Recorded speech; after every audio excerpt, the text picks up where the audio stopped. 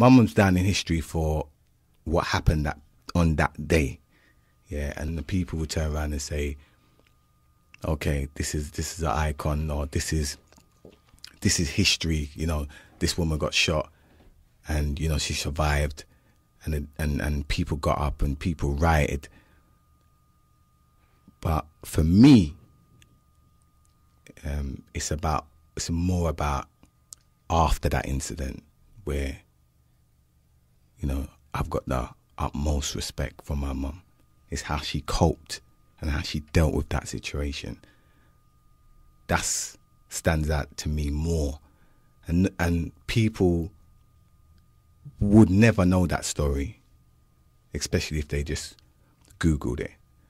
And that was what I wanted to come out, is, okay, it's historical about what happened, but what's more important is how this woman has survived through that. You know, taking into consideration that they gave her 10 years to live. Mm-hmm. And she lived for 26 years after that incident. Raised her family. Raised their family. Lived to see her grandchildren. Lived to see her grandchildren and her great-grandchildren. And it's more about that and how she coped. Which, you know, I'm not saying surviving from that incident is not important, and what happened around that incident is not important. But I think how she coped with that was just as important. Yeah. Tell me about the people who came to, because obviously when things like this happen, you have the black elite. They fly out of the woodwork like leeches and jump on us ignorant black folk in order to progress their career. Tell me about, is it Paul Boateng? Yeah. Tell me about Paul Boateng, former MP and ambassador to South Africa. What was his role in your mum's situation? Well, I can only comment about my own experience around that. Remember, I was really young at the time. So when it came down to the legal side of things, there's not much information that I was privy to. What I saw and what I felt was, when this guy took on my mum's case, I was like, you know, I felt good that we got a black man representing us, you know. And at the time, I was quite hopeful that, you know, we'd get some results. You know, I thought it was powerful. And, you know, he was around at the time when it happened. He used to come around with his kids. You know, he used to take my mum to look at houses and, you know, look at furniture and stuff. You know, he was really, really, really helpful at the time. Mm-hmm. And I just remember after the case, I never ever saw this guy again. What do you mean, like never? What do you mean after the case, after the court hearing for the policeman? Yeah, right. Never saw this guy again. Just went missing, and I just remember being a little bit disappointed at the time, thinking, okay, this guy was so supportive around the case, and now he's just gone. You know, like his job's done. You know, and we felt like we was close to him. You know, he introduced us to his kids and everything. So I would have felt at the time that he would have been somebody that would have stayed in contact with us. We never heard from him. Not even a Christmas card? Nothing. I remember probably about 10 years ago, I got a friend who worked in a gym near the House of Parliaments, and she was like, you should come to my gym. You know, I can give you a free pass. And one day I decided to go. So I'm in there, in the changing room, and walks in Mr. Boateng. So I said to him, hello, do you remember me? So he looked a little bit confused at the time. So I said to him, I'm Cherry Groce's son, Lee. And he said, oh, okay. And he just looked like he just wanted to get out of the gym as quickly as he could. Didn't really ask any questions, didn't say, how's your mum? Nothing. And that at that point, you know, I think I really understood that, you know, this guy wasn't wasn't as genuine as he made out he was at the time. And there was a lot of people like that, can't go into details, but there was a lot of people around the situation at the time who weren't really genuine, who had their own objectives. And it was sad. It was sad to see that somebody could be in such a vulnerable situation and people take advantage of that situation. It was really sad to see.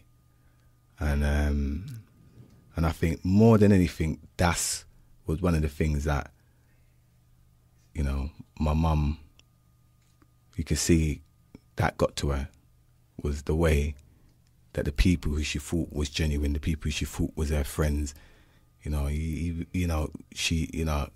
turned out to be people that was just in it for themselves. Do you know what I mean? And as time went on, you just saw less and less and less people. Now, you touched on something earlier. What's that? You spoke about compensation. Oh yeah, go on.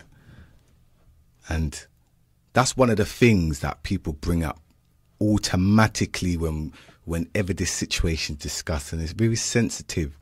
When somebody says, "Oh, she got compensated, didn't she?" And it almost, for me, so what's your problem? Personally, makes me feel like, okay, well, it's justified. Well, she got compensation in it, so that must make her life better. Now, I made a statement before and I'll make it again. First of all, no amount of compensation can compensate for you losing the use of your legs, for you being paralyzed from the chest down, for you constantly being in pain, for you having a bullet lodged in your spine, for you going in and out of hospital. My mum would probably go to hospital maybe twice a month sometimes. Yeah? The amount of complications that arose from that situation, no amount of money can compensate for that. That's the first thing I want to say. Now, I'm 37 this coming August. That's the same age that my mum was when she got shot. And I couldn't imagine losing the ability to use my legs at this age, how that would feel. So, I know people may not do it intentionally, but it almost offends me when that's used in the same context. That's the first thing I want to say. Second thing I want to say is this. My mum was compensated for 10 years because they predicted she would live for 10 years. And when they compensate you, they look and say how much, on the average pay, would you have earned maybe if you wasn't in that position, and they multiply it by 10 and you get a lump sum of money. So you think and do the maths for yourself. She lived for 26 years, 16 years after they predicted she would live, on the same amount of money. I'm a cynical person, very cynical. And I'm looking at the Ian Tomlinson case where the Asian doctor Patel, did a pathology report saying that Ian Tomlinson is the guy who was killed in the G20 demonstrations by the police officers. He did a pathologist report saying that he died of a heart attack. All right? They got independent reports which confirmed basically he died as a result of being hit and pushed by the police officers. So I ask you now, who said she was going to live for 10 years? The doctors. The NHS doctors, the police doctors, who's doctors? I couldn't tell you exactly what doctor it was because, as I said at the time, I was quite young and I wasn't exposed to all the information. I just know at the time that's what they predicted and that's what they compensated there based on that. My mum was a proud person and a dignified woman, and I told you already she was quite private, and that incident put the spotlight on her, what she was not used to and not comfortable with. Yeah. So therefore, she never ever went back and said, oh, hold on a minute, 10 years is up. What's going on? Yeah, she was prepared to basically suffer in silence. So who looked after her for those additional 16 years and funded her care and... Her children. Basically. No help from local authority, no help from the hospital? No, just the basic benefits that you would get as a disabled person. That's the situation. Now, I wouldn't have even spoke about something like this. But in one sense, right, and I'm sure my mum would understand this, people need to know and understand what really happened. Yeah, definitely. It's living history. You're living history. As much as they want to whitewash it and take it out of the books, it's something that's going to pass on in black oral tradition from generation to generation. Everybody's going to talk about the uprisings in the 80s. From Tottenham to Bristol to Birmingham to Brixton. They will be talking about it, so it's living history. And like I said, I'm a man who's into history, and I didn't know the full details. I just knew there was a riot, but I didn't know what caused it, who was involved, and that the people who were involved were right next to me on the same radio station. This is lightningfm.co.uk. This is God's Talk Show. I told you this week was going to be big. We're making history. I don't care if you don't see it as history, but I see it as historic. We are talking to Brandy Lee from the After Dark crew, After Dark UK crew, promoters and DJs nationwide, Europe-wide. He is the son of Sherry Groce. Sherry Groce was shot by Detective, PC, police officer, Babylon man, Lovelock in 1985 and was paralyzed as a result of it and was wheelchair bound. She died on Easter Sunday this year at the age of 63. 26 years, is it? Or 25? 26. 26 years after the incident. They said she would only live for 10. I don't know why they said that, but that's what they said. And we are trying to honor the memory of this woman who conducted herself impeccably in spite of being shot by the authorities in a nightgown. I don't know how you confuse a woman in a nightgown for a man with a gun. You know, like when you do police training and they have the guns and you watch these programs and these people, the cardboards flip out when they're on the shooting range. And they say, oh, you shouldn't have shot that. That was a woman with a baby. Oh, you should have shot him. He's a baddie. I mean, they get training, don't they? And even they knew it was a family in the house.